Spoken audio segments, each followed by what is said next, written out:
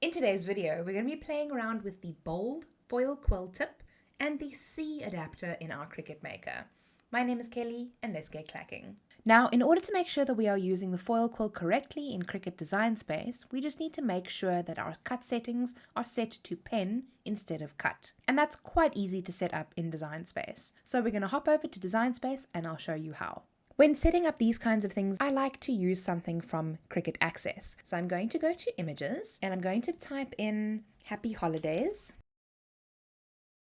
I really like this one, so I'm going to click on that one and I'm going to go down to the bottom right hand corner and I'm going to click Insert Images. Okay, so now this is a little bit more of a card type design. So what I'm going to do is I'm going to edit it slightly so that it fits exactly what I want to do. The first thing I'm going to start with is the size, because the size is far too big for what I want. So I'm just going to resize it and zoom in a little bit. Now that it's roughly the right size, I'm going to right click and ungroup. I can see that this also has attachments, so I'm also going to detach this from each other so that we have all of the elements that are separate. So I'm going to delete that section because I don't need that, so I'm going to delete that. Then I'm going to do something that's slightly different. Now I'm going to click on the contour button, which is in the bottom right hand corner, and I'm going to deselect the background so that I'm essentially inverting the design. Now you can see we just have the Happy Holidays here and we can play around with that. So the first thing, like I mentioned, I need to change this from basic cut to pen.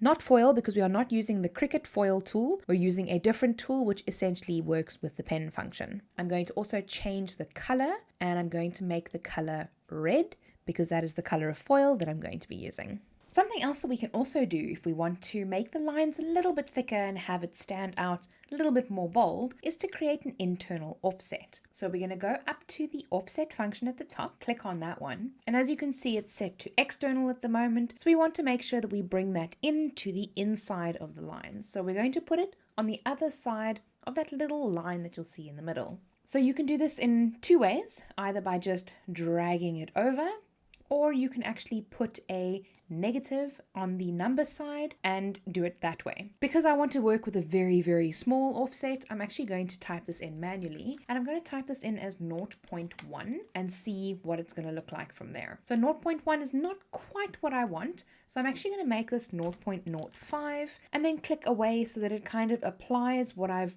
set there on the design, and that is exactly what I'm looking for, because you can see there the blue line is pretty much on the inside of every line that we have on the file, and that's exactly what I want. So I'm going to then click apply to set the changes, and then I'm going to highlight both of them and I'm going to change the color to one color. So I'm going to change it to red. So now when we actually draw this with the foil quill, we'll have a much thicker edge than what we would have normally. The next step that we're going to go over is to create the outline of the card so that we can actually cut that. So I'm going to go to the shapes function and insert a square. Then I'm going to unlock the ratio of the square by clicking the little lock button, and I'm going to drag it across. Of course, now this completely hides our entire design, so I'm going to right click and send it to the back. Another thing that I want to do is select both of these Happy Holidays sections and attach them together so that we're working with just one, and we don't have to worry about them detaching at any point. Now that looks just about right, so what I'm going to do here is we're going to go to the Make It panel. This is probably the most important part. Now that we're in the Make It panel, you will see that things are on two different mats. Now this can be a little bit daunting because obviously we need to make sure that the pen placement is correct and we need to make sure that the cut placement is correct as well. How do we do that? Quite simple. We're going to select mat 2. We're going to select the outline of the card that will be cut, and there's the three little dots right at the top left hand corner of the object.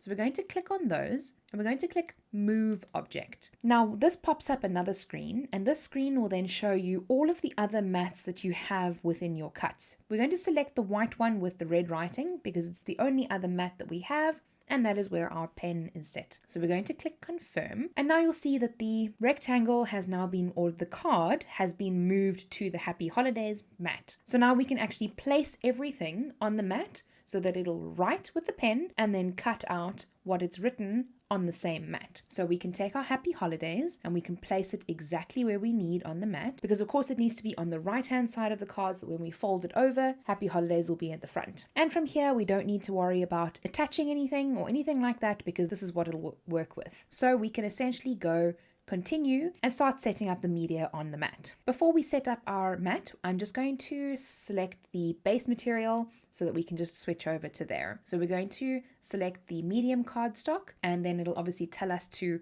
load the pen, which is not going to be a pen. And then once we're ready with that, we can click go. So this part is definitely going to be a little scary, but we first need to change the pen adapter on our Cricut, as the foil quill tip that we're going to use will not fit inside the pen adapter. So we're going to need to take the pen adapter out. It is a slightly daunting process. You will feel like you're going to break your Cricut Maker, but as long as you don't push it too far, you shouldn't. So we're going to be pulling it back like this quite a bit. As you can see, it pretty much releases the pen tool, and we should just be able to pull it out with very little wiggling.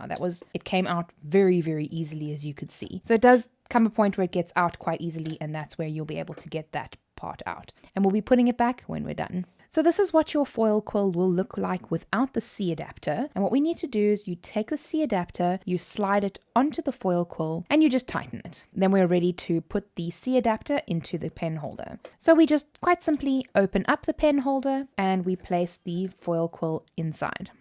And we close it again. There is also a piece of metal that you get with your foil quill. Essentially what this does is you place it underneath the foil quill so that when the foil quill is on, it doesn't actually burn your machine, which is very important. So just remember to keep the metal plate underneath your foil quill, and then you should hopefully not burn your machine. It's at this point that I usually plug it in to let it warm up. As it does work with heat, it does need to be warm when you're working with it. Many people say that you should leave it plugged in for about 5 minutes before you use it. I find that that's generally a little bit overkill, and I normally plug mine in for a minute or two before I get started. I find that it typically ends up being plugged in for 5 minutes anyways. I've seen many people using this technique without using anything underneath their mat. However, the biggest tip that I have to offer you for this technique is to use transfer tape on your mat. It may sound strange, but it'll save your mat from getting too dirty and too yucky because the foil will stick to your mat if you are not careful. So what I like to do is to use transfer tape, place it on the mat, and then the foil sticks to the transfer tape, which is a lot easier to get off.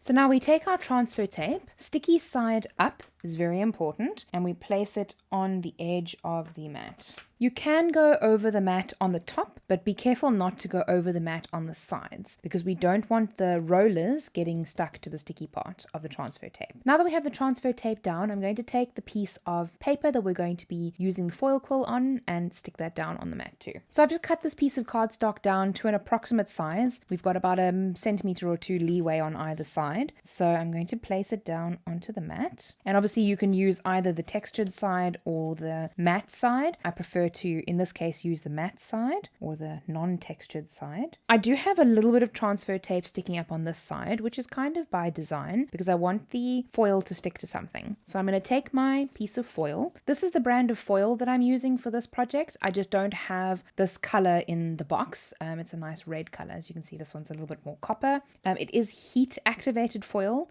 And I got this from Loot, but you can get it from Take-A-Lot as well. I bought it from Loot because it was a little bit cheaper. You can also get it from P&A. It's a great foil. So now that we have this size, I'm going to take the foil and I'm going to loosely place it onto the page and overlap the edges just a little bit and stick it down. You'll see it pretty much immediately takes and stays stuck down, and then a little bit on the sides as well. And then we can take our Cricut scissors and just give it a little bit of a snip up at the top here. And then we just make sure that that's stuck neatly. The tighter the foil is, the better. You don't want to have lots of gaps in your foil because then it'll just move around. And then we can just take a little bit of washi tape. I like to reuse mine sometimes and stick it down on the side here. Just to make sure that we have pressure on every corner. The tighter the foil is over the paper, the better it is. So try and get a nice tight press there. So this is all the prep that we need. So I'm going to load it into the Cricut and I'm going to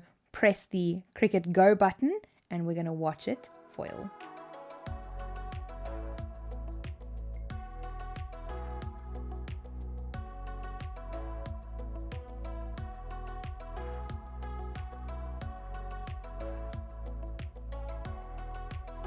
Okay, and as we can see that the Cricut has kind of taken the foil off for us, which is great. Of course that will happen because it's cutting the foil as well.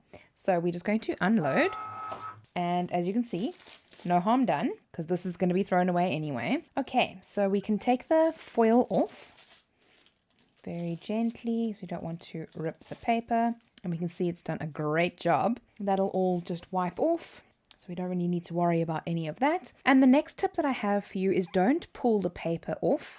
Flip your mat over. Try not to get too much dirt under the sticky side, and roll your mat off the page. Typically what will happen if you do it the other way around is that you'll get this. Not only will your card actually curl, but you run the risk of it tearing as well. So it's much better to roll the mat off your card than the other way around. And then as always, we cover up our mat. If your mat is looking a little bit worse for wear, I will have a video linked up at the top that'll show you a couple of methods that you can use to clean your mat. Before we flip it over, I actually want to peel this off the paper as well, gently, very gently. And we can even use this for another project, because that transfer tape is still perfect for what we need it for. So we can then take the card off.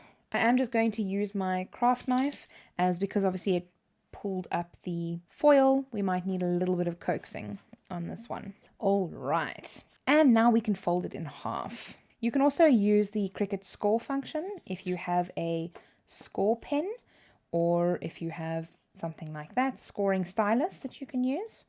That also works. And then we can see a beautiful foil card. Some places where it didn't quite work very nicely, but I like to think that that is a beautiful, nearly perfect card. If you enjoyed this video, please give it a thumbs up and subscribe to my channel for more Cricut crafts and tutorials in the future. I hope to see you in my next video, and remember, be kind to someone today. See you soon!